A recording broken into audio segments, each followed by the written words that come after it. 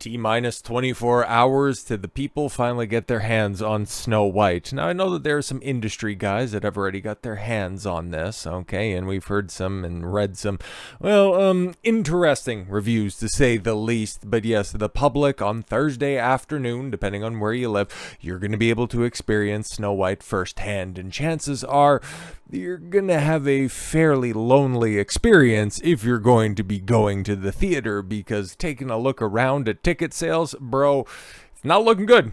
It's really not looking good. And one of the more popular things that I've seen going around right now is just people taking a look at their own local cinemas to assess the damage. And well, it's pretty damning. Okay, like I got my local theater pulled up, and it's the only one in the area. And well, it's a unique situation, okay, because I live in Grand Prairie, Alberta. You guys know this. I talk about it quite frequently. Well, whenever it's important to the story, and it is right here whenever we're assessing the popularity of a general movie. And well, did the exact same thing for Captain Black Falcon America Man and came in with a fairly accurate assessment. Same thing with Joker 2, and then going back to the Marvels and all of the fun fare that was going on. And hell, I think we even did it for Deadpool and Wolverine and came to the conclusion that yep, the normies are definitely going to bite on this, because the Cineplex, that's the only theater in my area, and the fact of the matter is it's the largest theater in the north, like full stop, in North America, and like the largest theater in the north,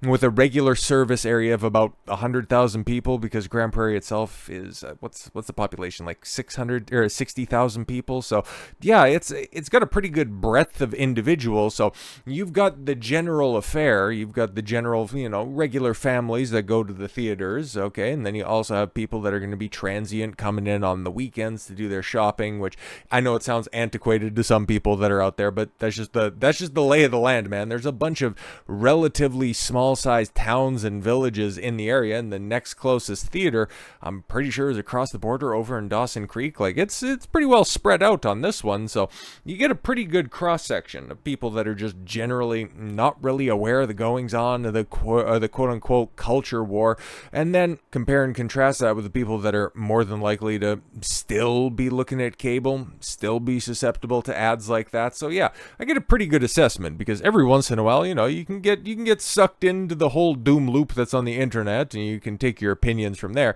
But thanks to the geographical area that I live in, I can pretty much stay reasonably balanced, despite spending a lot of my time and fomenting and cultivating my opinions online. I can still be based and go outside and, mingle amongst the people and get a pretty good assessment of things. So without further ado, taking a look at the Thursday previews, here's the thing, okay, because we also looked at home field advantage for Snow White last week and seen that even on Disneyland parks, okay, at the AMC in Orlando, I think that's like the home field advantage for them.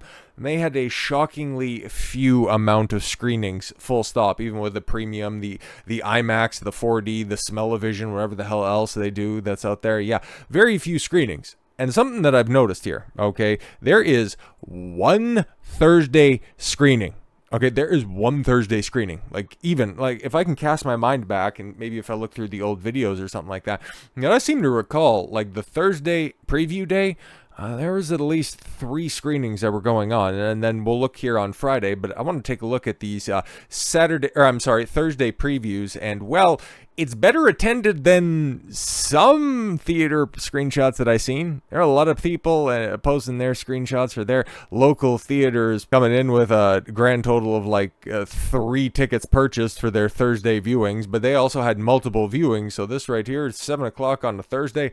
Not exactly a hell of a lot going on, and now that the weather is starting to get a little bit nicer, yeah, you're going to have more travel, and you're going to have more people coming into the city right now, because it's still not nice enough to go outside for like an entire day, just go to a picnic and actually see real animals. So I guess you could, the second best thing is to go and see a bunch of the CGI monstrosities, but that's just on Thursday. Let's go Friday, when we got actually like a whole host of viewings. We got 1, 2, 3, 4, 5, 6, and by the way that these are staggered, it looks like it's going to be very empty if you want to go to the 405 on Friday. It's like, well, I guess that's before, I guess it's probably good for school children, because honestly, for as much fun as we've had dunking on this film for the past few years, like this is aimed at a certain demographic.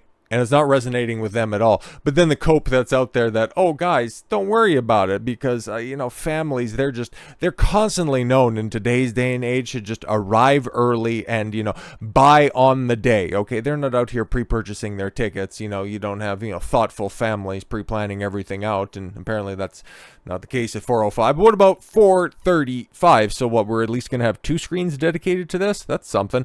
4:35. Oh, 5 tickets sold. That's a little bit better. But what about after dinner? What about after the kids get fed so you don't have to splurge at the concession stand? What are we dealing with at 7 o'clock? 7. I didn't do any pre-screening on this, so if these later affairs, which I kind of think the 7 and 7:30 are going to be the best attended, I'm going to end up getting bit in the ass. But that right here, okay, so you probably have what, 1 family, 2 family, because you got 5 seats there, and then you got what, 7 seats there, and then you got 3 in the back. That's probably going to be the best. I don't imagine anybody this is definitely not going to be date night fodder, and that is just atrocious, because you got the big screen right there at 10:05, and not a single ticket sold. We can continue to run down this list if we're so inclined, and I might do that on Thursday heading into the weekend when we get a little bit more of an accurate assessment of things. My Thursday when I record it for Friday, that's what I mean on that one, to see if anybody's properly bought any more tickets. But that's looking fairly abysmal. And the way that they're finally doing this, as we have the last rollout of projections, what are they looking at here? Snow White hopes to avoid poison apples at the box office with a $100 million global opening. Yeah, because that's leaning on the international audience to do a lot of heavy lifting, which, okay, alongside the people that are coping with, families just buy things. They just buy it when they get to the theater, okay, because they don't know how things are going to shake out. They're also relying on the international audience and not being aware of how toxic and cancerous Rachel Zegler is. Disney's feature take on its classic 1937 tune. That's the strangest way that I've heard that put across. Snow White finally is hitting theaters this week and weathering a tormenting, blown out of proportion tabloid controversy. It's so funny, right? Because it's blown out of proportion, because that's the narrative that you guys are trying to push. More on that tomorrow. But it's hilarious because, just doing a simple amount of research on this, it's just, I wonder how many articles that Deadline, Hollywood Reporter, Variety, they're all owned by the same companies. That's why you can lump them all in together.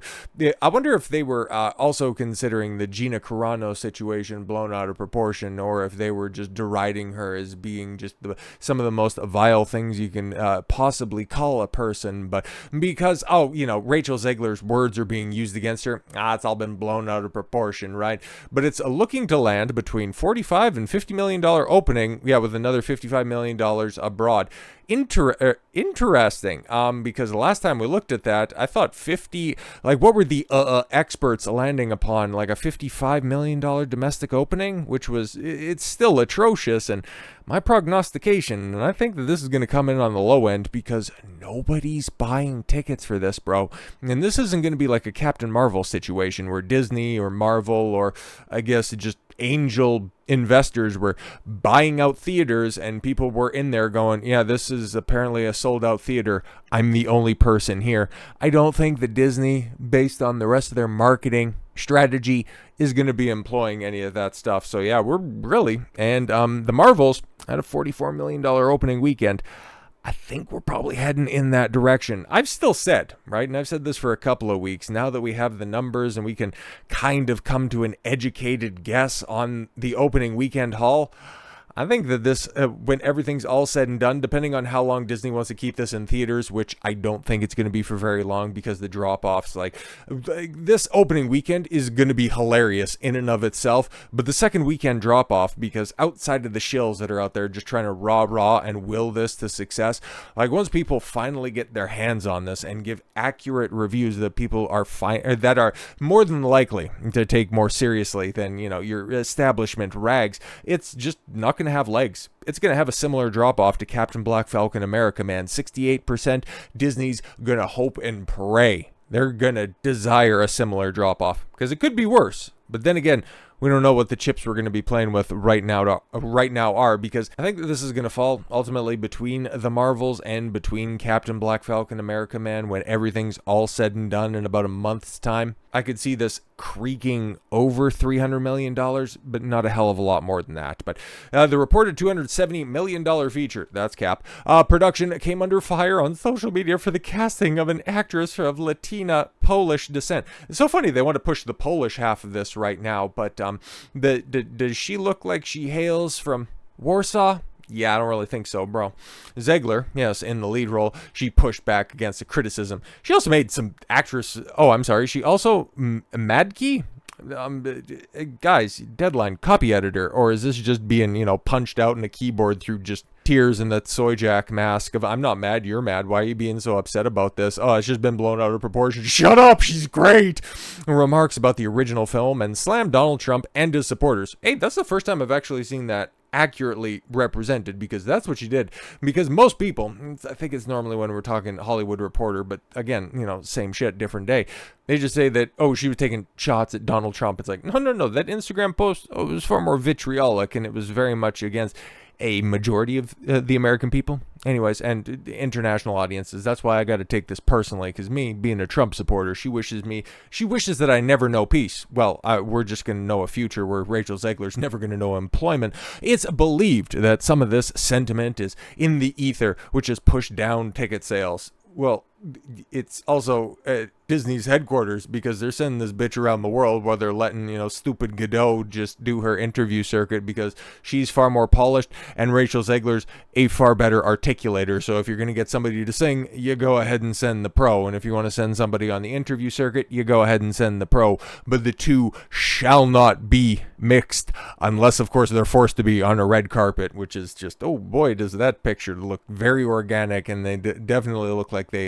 had a great time filming this over the past few years, despite the studio putting on a full extravaganza pre-party with food, free candy, afternoon apple teenies, faux jam. What are you talking about here, bro? You scaled down. Okay, you canceled the UK premiere, okay, and then you severely scaled down the Hollywood premiere, okay? You had this very curated event, which we looked at yesterday, and it just looked as inorganic as this film itself. But taking a look at the numbers, and given the fact that, once again, there is zero competition out here, it's going to be hilarious. But breaking this down further and providing additional comparisons, it's very easy to come to the conclusion that, this thing is going to be an even bigger disaster than what we previously thought, and the spin in the next few weeks is going to be glorious.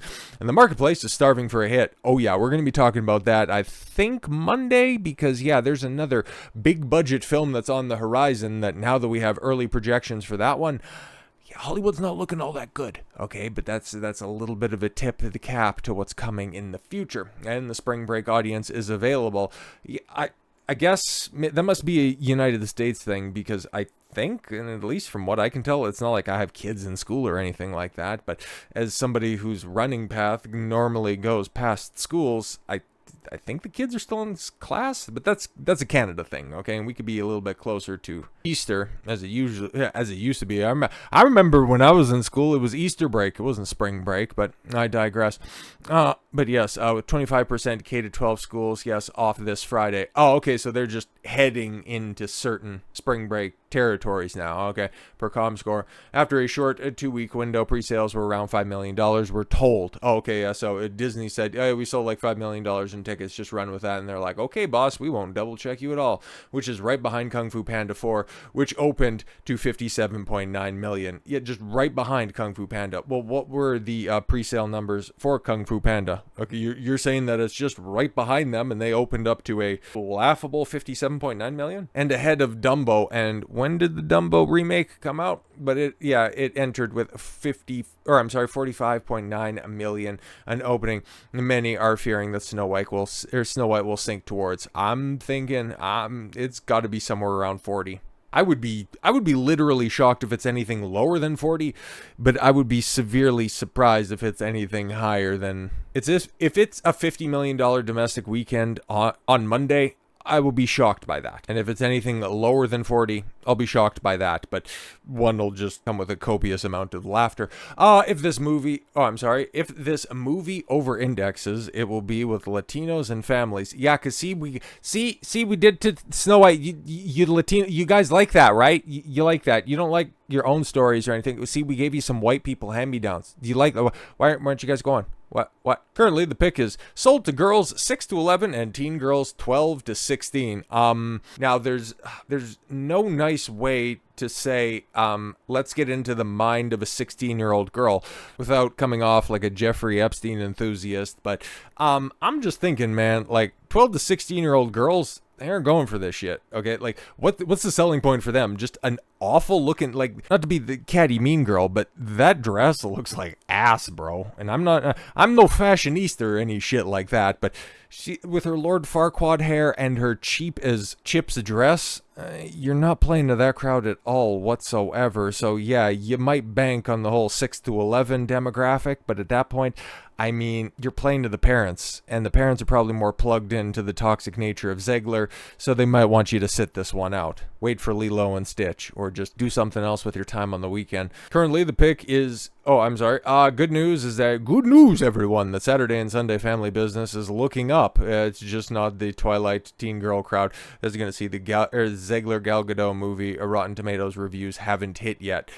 That's kind of wild because they're not really providing any evidence. They're just saying, oh, Saturday and Sunday, it's looking up. Okay, cool. What's your metric on that? It's looking up, but it's not going to play to the crowd that we, really want because they have a lot of expendable income, and so do their single mothers. Like, oh, okay, cool. Stateside, the pick is booked for 4,200 theaters. Bruh. We have previews starting at 2 p.m. on Thursday, and yeah, that's when we're going to end up checking in on that one. And yeah, you can go ahead and say, well, Cinderella in 2015. We got $74 million overseas. The Little Mermaid got $68 million overseas in 2023, and that'll be just like how Captain Black Falcon America Man got compared to Ant-Man and the Wasp and Quantumania. The Little Mermaid's definitely going to be the metric to which we can go ahead and assess this, because methinks this is going to have a similar muted opening, but is it going to have the legs that the Little Mermaid did? Tough to tell, man.